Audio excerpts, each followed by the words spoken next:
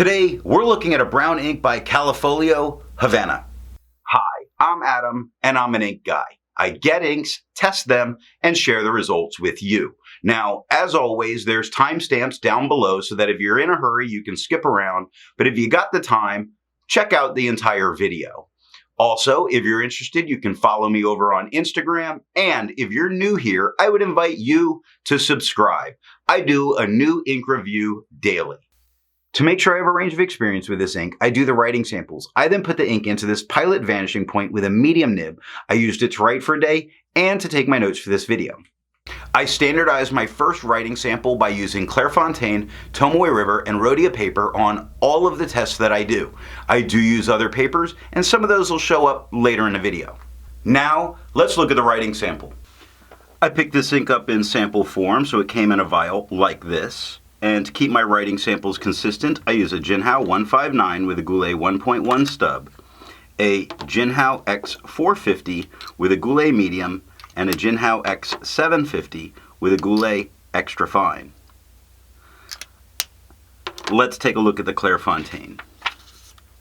We get no bleeding, no ghosting.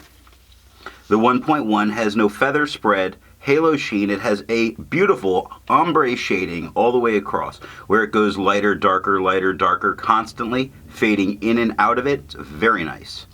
The extra fine is a bit lighter than the stub, with no feather spread, halo sheen, some very nice shading going on. The ombre shading is a bit more pronounced here, like you look at over, starting light and working its way dark, brown starting darker, working lighter and darker again, nice, and 8 seconds to dry. Now medium is darker than the extra fine, not quite as dark as the stub, with no feather spread, halo sheen, and some still very nice ombre shading. So you look at quick and you look at how it goes dark, it gets lighter, and then it starts working its way very gradually to very dark. And that happens a lot through this writing. 15 seconds to dry. The scrubby for both does show some color variation, although it shows better in the writing than it does in the scrubby.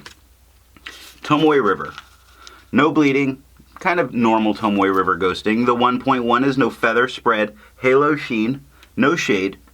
The extra fine is lighter than the stub, with no feather spread, halo sheen, no shade, and 14 seconds to dry.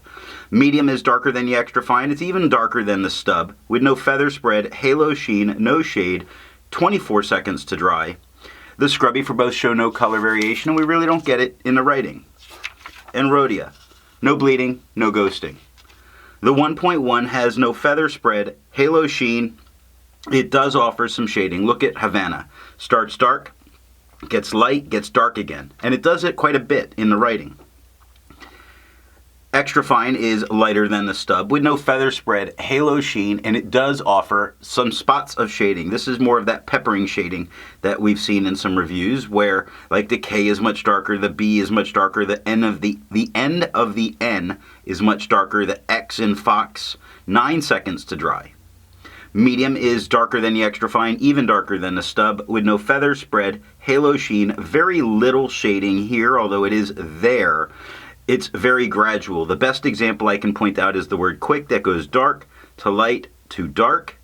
But other than that, we're largely dealing with a medium tone at the top of the F, a dark tone at the bottom of the F, medium up into the O, dark at the OX. So we see much more medium to dark tones. 15 seconds to dry. The scrubby of the extra fine shows good color variation, and we do get it in the peppering. The medium shows it left to right, and that's what we get in the writing. I agree with Vita that there's a lot to be learned by doing multiple chromatographies. The one on the left is done the way it's supposed to be done. I put a line of ink down and immediately put it into water for 10 to 15 seconds. And we do see a line that has really started to get into the filter paper, but the rest of it is pushing its way up. And we see this reddish brown that's pushing its way up. The one on the right I let dry for 10 minutes before I dunk it into water. And it has really started to bond with that paper and really formed a line on the bottom, giving a hint that it might have some hold on. Resistance tests are done to see how well this ink can be expected to perform on the page and how hard it may be to clean from your pen. I let the smear dry for 3 days before testing it. Looking at the highlighter, I would feel safe using this in a note-taking situation if I wanted to highlight. Although the color does get a little washed out, it holds together very well and is very readable. Water is lifting the darkest tones of the ink but leaving a lot of it behind. It's not really giving it enough to go away. Pen flush is starting to break it up, and you're starting to see the beginnings of the white of the paper coming through, meaning given more than 30 seconds of pen flush just sitting still, pen flush is all that you should need. Now 1/3 bleach solution completely removes it from the paper. It leaves a slight yellow staining on the paper. I didn't need to use anything more than water myself to get this out of my pen though. I was surprised based on what I saw in this resistance testing. For the inks I've tested, I have found an average viscosity of 2.5, with a realm of normal being from 2.1 to 2.9. I'm also linking a video that shows how I do my testing and my calculations. Callifolio Havane has a viscosity of 2.45, making it normal. To find my average dry times, I use my writing samples. Now for the inks I've tested, I found an average dry time of 17 seconds, with the realm of normal being from 13 to 21 seconds. Callifolio Havane has an average dry time of 14 seconds, again making it normal. Instead of finding inks that look like Callifolio Havane, I would prefer to find an ink that complements its color on the page. So I went with a nice green, Diamine's Green Black. The second writing sample is done on P. Berger, Levenger, and Strathmore writing paper. Here we're looking at P. Berger paper. It's a student grade paper that's French ruled. Now we do get a bunch of bleed spots. It does not touch the page underneath, but you couldn't use the back of the page. We also get minor show through, incredibly minor show through. The 1.1 has no feather spread, halo sheen, and it does offer bits of shading just because you can see a couple lighter letters.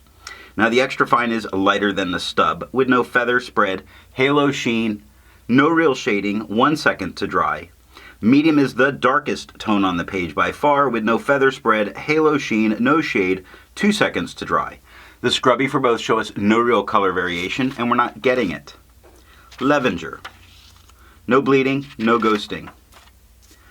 The 1.1 has no feather spread, halo sheen, and it does offer that ombre shading again. Look at what's going on in Havane, where it starts dark, works its way gradually light, works its way gradually dark again. It's very nice when it's doing all of that.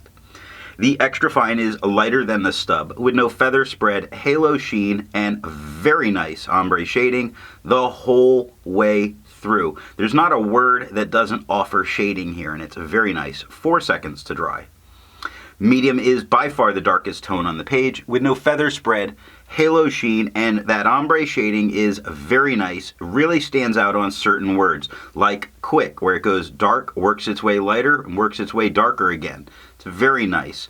Over from light to dark, but it's mostly darker writing here. 7 seconds to dry. Now the scrubby of the extra fine shows more color variation.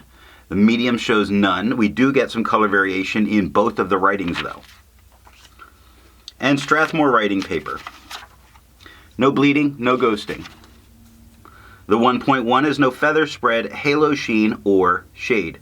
Now the extra fine is lighter than the stub, with no feather spread, halo sheen, no shade, and 3 seconds to dry. Medium is darker than the extra fine, darker than the stub, with no feather spread, halo sheen, no shade, 6 seconds to dry. The scrubby of the extra fine does show some color variation, although we really don't get it. The medium shows none and we get none, and that is all that I have for the writing sample. So what do I think of Callifolio Havane? There was very little shading in the writing, which really left me disappointed. But the tone was not unpleasant, so it had that. So what nib and pen is going to give the best writing experience? This is another case where a drier pen certainly puts down a lighter tone. A wetter pen, a much darker tone. I would prefer this from a wet medium or a wet broad pen.